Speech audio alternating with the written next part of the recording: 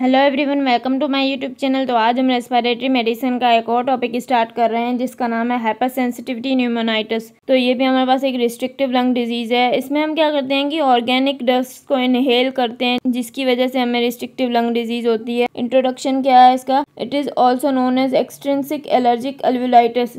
इसको हम extrinsic allergic एल्वुलाइटिस भी बोलते हैं। मतलब कोई एक्सट्रिंसिक एलर्जन जो है ना, वो अगर हम इनहेल कर लेना तो उसकी वजह से हमारे एल्वुलाई की अगर इन्फ्लामेशन हो जाए ना, तो इसको हम हाइपर सेंसिटिविटी न्यूमोनाइटिस भी बोलते हैं। It results from the inhalation of a wide variety of organic antigens. ये हमारे पास डिजीज ऑर्गेनिक एंटीजेंस की इनहेलेशन की वजह से होती है। It is an immunologic response to an extrinsic antigen that involves both immune complex and delayed hypersensitivity reactions. इसमें हमारे पास क्या होता है कि जो एक्सट्रिंसिक एंटीजन होती है ना, उसके खिलाफ बॉडी में इम्यूनोलॉजिक रिस्पॉन्स होता है और उसमें हमारे इम्यून कॉम्प्लेक्स और delayed hypersensitivity reactions involve होते हैं। It is therefore a pneumonitis having both type 3 and type 4 hypersensitivity reactions.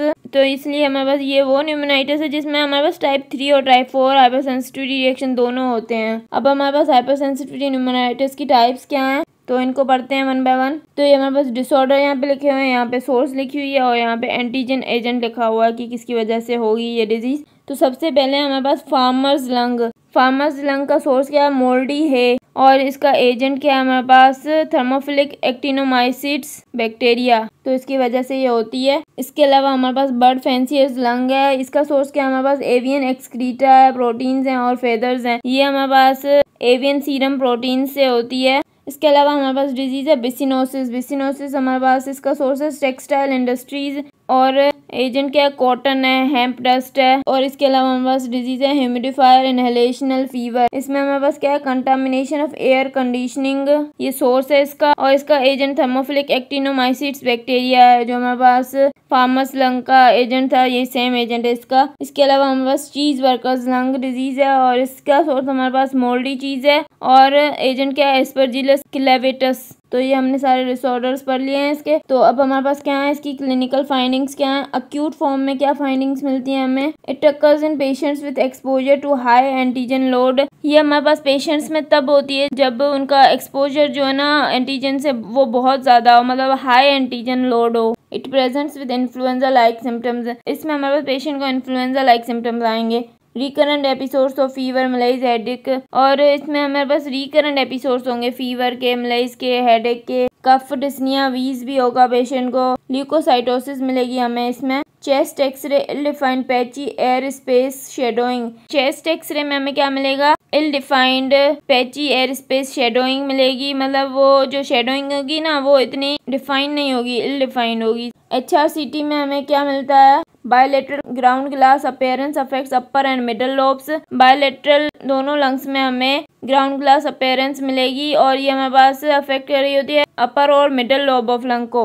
Areas of consolidation superimposed on nodular opacities. इसके अलावा हमें एरियाज ऑफ कंसोलिडेशन भी मिलेंगे जो कि हमारे पास नोड्यूलर ओपेसिटीज के ऊपर सुपर इम्पोज्ड होंगे।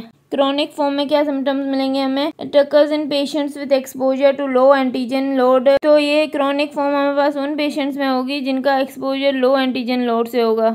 It presents with progressive worsening dyspnoea and progressive respiratory failure. इसमें हमारे पास क्या होता है? प्रोग्रेसिव वर्सनिंग डिस्निया होगा, मतलब कि जो सांस में तकलीफ होगी ना वो इतनी सीवियर होती जा रही होगी प्रोग्रेसिवली, और रेस्पिरेटरी फेलियर भी उसको हो रहा होगा। Auscultation reveals wide spread and inspiratory crackles. जब हम ऑस्कल्टेशन करेंगे ना तब हमें wide spread and inspiratory crackles मिलेंगे।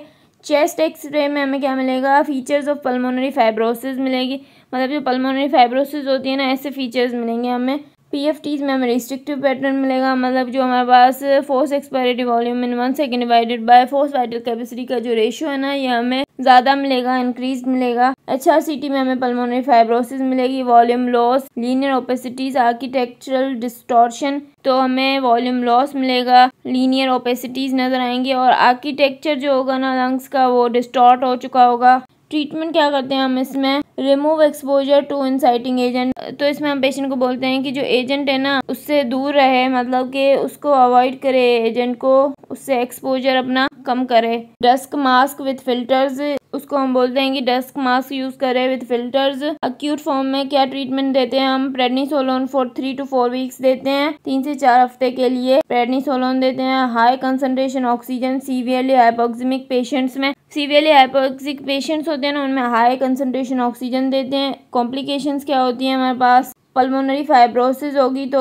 हाइपोक्सीमिया होगा, पल्मोनरी हाइपरटेंशन होगी, उसकी वजह से कोर पल्मोनल होगा और डेथ भी हो सकती है पेशेंट की। कोर पल्मोनल मैंने आपको पहले वाले लेक्चर्स में बता दिया है कि क्या होता है, ये किसी भी लंग की डिजीज की वजह से राइट साइड हार्ट फेलियर होना। तो अगर आपको मेरा लेक्चर पसंद आया तो प्लीज़ मेरे चैनल को सब्सक्राइब करें, लाइक करें और बेल आइकन को प्रेस करें। Thank you.